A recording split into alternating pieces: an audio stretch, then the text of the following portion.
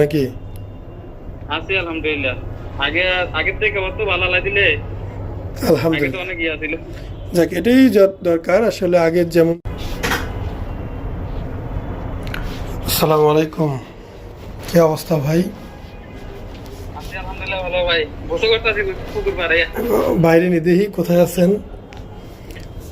আছি আমরা তো গ্রাম সাইড। আচ্ছা, এই যে আমি কিন্তু এটা ভিডিও করতেছি, হ্যাঁ, আপনাকে জানাই নিলাম।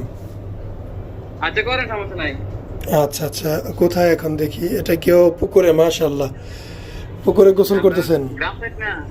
খুবই খুবই ভালো ভাই। মাশাআল্লাহ, কি সুন্দর ভিউ, বাহ, দুর্দান্ত। আমাদের কুমিল্লা এসে বেড়া যান স্যার। আসবো ইনশাল্লাহ ভাই, একদিন আসবো, আল্লাহ চাইলে অবশ্যই আসবো ভাই। দাওয়াত রইল। তাই কি অবস্থা এখন? আমার একজন আছি এমনি সুস্থ। আমার একজন কল করছিল। কল করছিল? আচ্ছা, খেয়াল নাই। সান্দিয়াতে আপনারা ঠিকানা দিয়েছেন কবে? হইতে পারে, অনেকেই তো খোঁজ খবর নেয়, কারে কখন দিছি বলা তো যায় না। তা কি অবস্থা, বুকের অবস্থা কি দেখি একটু। মোটামুটি আমাদের সুস্থ আছে। মোটামুটি সুস্থই আলহামদুলিল্লাহ, খুবই ভালো।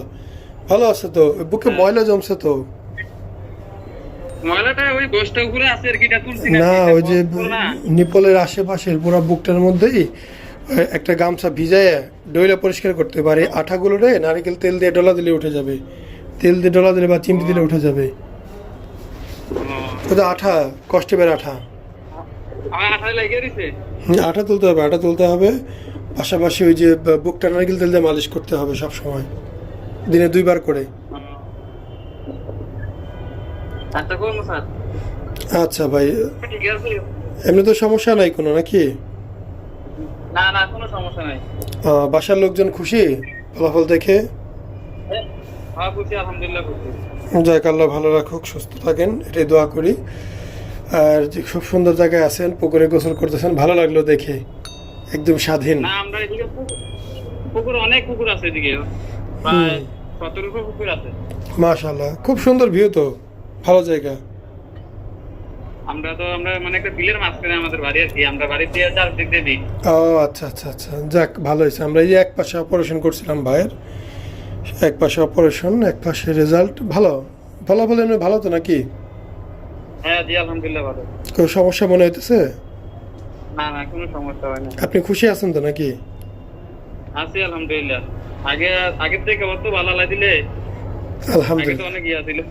যাক, এটাই দরকার আসলে। আগের যেমন ছিল আল্লাহ তো একভাবে রাখছিল, এখন আল্লাহ মাফ করছে, সেটাই সব থেকে বড় বিষয়।